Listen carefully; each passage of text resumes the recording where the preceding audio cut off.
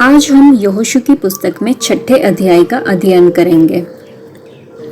यरीहो के सब फाटक इस्राएलियों के डर के मारे लगातार बंद रहे और कोई बाहर भीतर आने जाने नहीं पाता था। फिर यहोवा ने यहोशू से कहा, सुन, मैं यरीहो को उसके राजा और शूरवीरों समेत तेरे वश में कर देता हूँ। इसलिए तुम में जितने योद्धा है नगर को घेर ले और उस नगर के चारों ओर एक बार घूम आए और 6 दिन तक ऐसा ही किया करना। और 7 याजक संदूक के आगे आगे मेढ़ों के सींगों के साथ नरसिंगे लिए हुए चले।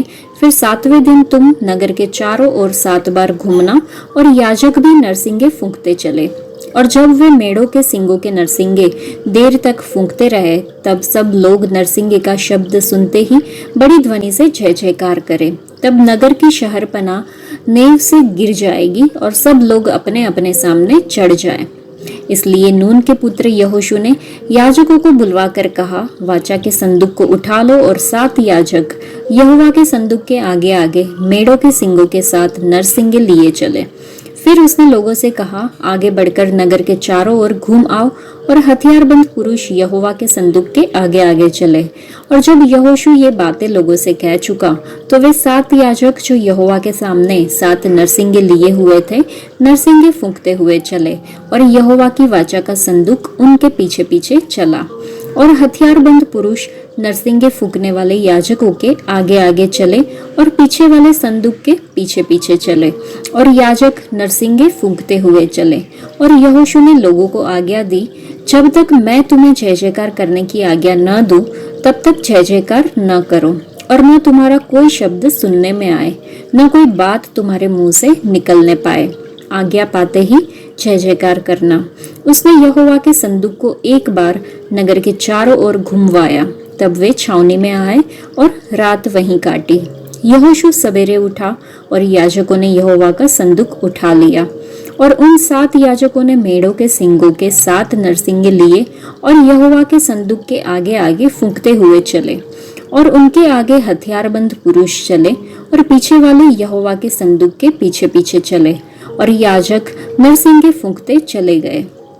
इस प्रकार वे दूसरे दिन भी एक बार नगर के चारों ओर घूमकर छावनी में लौट आए और इसी प्रकार उन्होंने 6 दिन तक किया। फिर 7वें दिन वे बड़े तड़के उठकर उसी रीति से नगर के चारों ओर 7 बार घूम आए। केवल उसी दिन वे 7 बार घूमे। तब 7वीं बार जब याजक नरसिंगे फूंकते थे, तब यहोशू ने लोगों से कहा, जय जयकार करो, क्योंकि यहोवा ने यह नगर तुम्हें दे दिया है। और नगर और जो कुछ उसमें है यहोवा के लिए अर्पण की वस्तु ठहरेगी। केवल राहाब वेश्या और जितने उसके घर में हो वे जीवित छोड़े जाएंगे, क्योंकि उसने हमारे भेजे हुए दूतों को छिपा रखा था। और तुम अर्पण की हुई वस्तुओं से सावधानी से अपने आप को अलग रखो। ऐसा ना हो कि अर्पण की वस्तु ठहराकर बाद में उसी अर्पण की वस्तु में से कुछ ले लो और इस प्रकार इस्राएली छावनी को भ्रष्ट करके उसे कष्ट में डाल दो। सब चांदी, सोना और जो पात्र पीतल और लोहे के हैं, वे यहोवा के लिए पवित्र है और उसी के भंडार में रखे जाए। तब लोगों ने जय जयकार किया और याजक नरसिंगे फूंकते रहे। और जब लोगों ने नरसिंगे का शब्द सुना, तो फिर बड़ी ही ध्वनि से उन्होंने जय जयकार किया।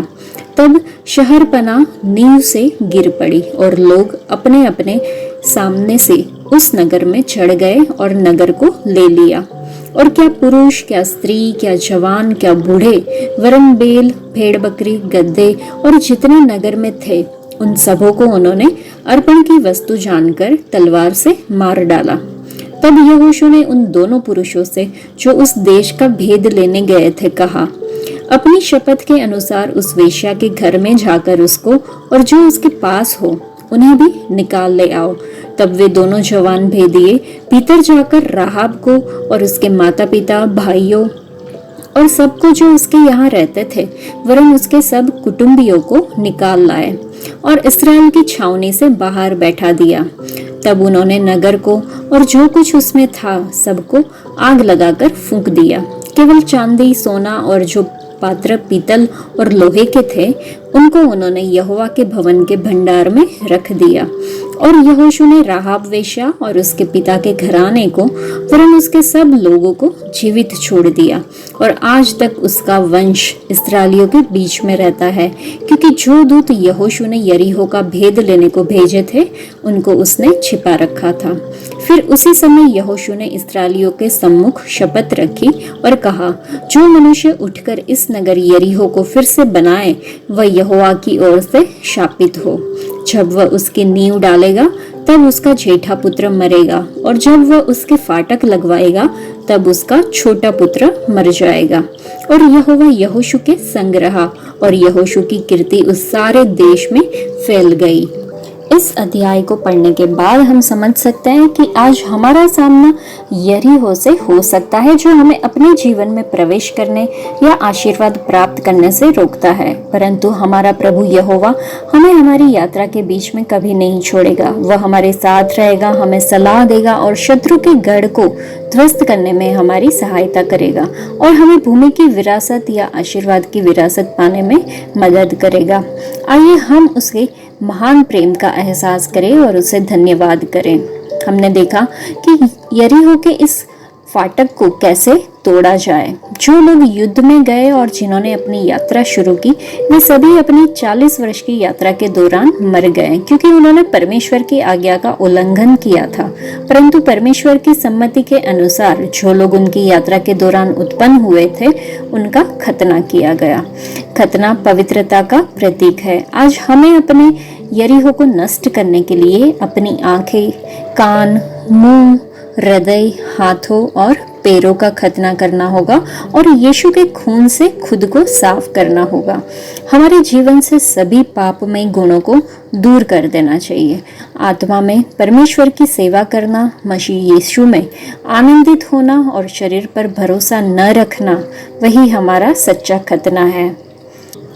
हम देख सकते हैं कि 40 वर्षों तक जंगल में भटकने के बाद इस्राएल के बच्चों ने यहोशू के नेतृत्व में कनान में प्रवेश किया। परमेश्वर ने उन्हें दूध और शहद से बहने वाली भूमि का वादा किया था, और यरीहो पहला शहर था जिसे उन्हें जीतना था। यरीहो की शहर की दीवार कम से कम 4 मीटर ऊंची, लगभग 2 मीटर चौड़ी थी, और 28 फीट ऊंची मीनारें थी। कोट के चारों ओर 8.25 मीटर चौड़ी, 3.25 मीटर गहरी खाई थी, जो ठोस चट्टान से काटी गई थी। यरीहो शहर लगभग आकार में 6 एकड़ में फैला हुआ था। शहर को जीतने की रणनीति परमेश्वर द्वारा तय की गई थी। कोट के चारों ओर चुपचाप चलते हुए परमेश्वर की वाचा के संदूक को लेकर 7 याजकों को तुरही बजाते हुए 6 दिनों तक कोट के चारों ओर घूमना था। तब शहर का कोट ढहने वाला था। हालांकि ये मूर्खतापूर्ण लग सकता है, यहोशू ने परमेश्वर के निर्देशों को पूरी तरह से पालन किया। हम इसे कुछ सबक सीख सकते हैं कि आज्ञाकारिता जीत लाती है। उन्होंने कभी भी परमेश्वर के वचन पर संदेह या सवाल नहीं उठाए। परमेश्वर के रास्ते और हमारे रास्ते अलग अलग हैं। हमें कभी भी परमेश्वर के उद्देश्य या निर्देशों पर सवाल नहीं उठाना चाहिए। परमेश्वर की शक्ति अलौकिक है और हमारी समझ से परे है। ये घटना हमें बताती है कि परमेश्वर ने अपने वादे निभाए। यरीहो का कोट टूट गया क्योंकि परमेश्वर ने कहा था कि ऐसा ही होगा। तो हमें सीखना चाहिए कि कार्यों के बिना विश्वास निर्जीव है। यदि हम सचमुच परमेश्वर में विश्वास करते हैं तो हमारी इच्छा परमेश्वर की आज्ञा मानने की होनी चाहिए। यदि हमारा विश्वास सच्चा है तो हम परमेश्वर की आज्ञा मानने में दृढ़ रहेंगे, और परमेश्वर हमें जीवन भर हमारे सामने आने वाले शत्रुओं पर विजय दिलाएंगे। यदि परमेश्वर हमारे कप्तान है, हमारी सेना का कमांडर है, हमारे जहाज का कप्तान है, हमारे जीवन का स्वामी है, और यदि हम उसकी आज्ञा मानने को तैयार है तो सफलता हमारी है। जब परमेश्वर हमारे लिए लड़ते हैं तो कोई भी दुश्मन या कोट हमसे बड़ा नहीं हो सकता। आइए हम विश्वास के साथ अपने चारों ओर यरीहो की दीवारों को नष्ट करें। आज के लिए इतना ही। परमेश्वर आप सबको आशीष दे। धन्यवाद।